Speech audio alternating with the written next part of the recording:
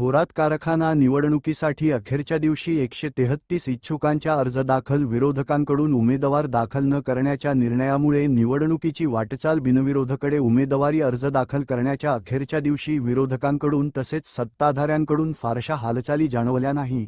त्यामुळे कारखाना निवडणूक एकतर्फी होण्याची तर काही जागा बिनविरोध देखील सुटण्याची चिन्हे आहे.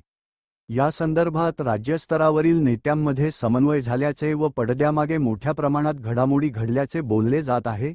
सहकार महर्षी भाऊसाहेब थोरात साखर कारखान्याच्या पंचवार्षिक निवडणुकीसाठी बुधवारी उमेदवारी अर्ज भरण्याच्या अखेरच्या दिवसाखेर तब्बल 133 इच्छुकांनी उमेदवारी अर्ज दाखल केले आहे.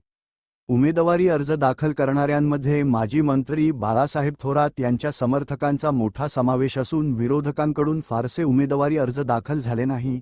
विरोधी उमेदवार मैदानात नसल्याने आणि विरोधकांनी कारखान्याविरोधात समाज माध्यमातून निर्माण केलेले चित्र संपुष्टात आल्याने माजी मंत्री बाळासाहेब थोरात यांच्यासाठी ही निवडणूक पुन्हा एकदा सोपी झाली आहे.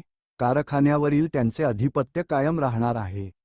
त्यामुळे कारखान्याची वाटचाल बिनविरोध निवडणुकीकडे असल्याचे स्पष्ट होत आहे. संगमनेरचे नवनिर्वाचित आमदार अमोल खताळ यांच्या नेतृत्वाखाली महायुतीकडून कारखान्याचे निवडणूक लढविण्याचे संकेत देण्यात आले होते.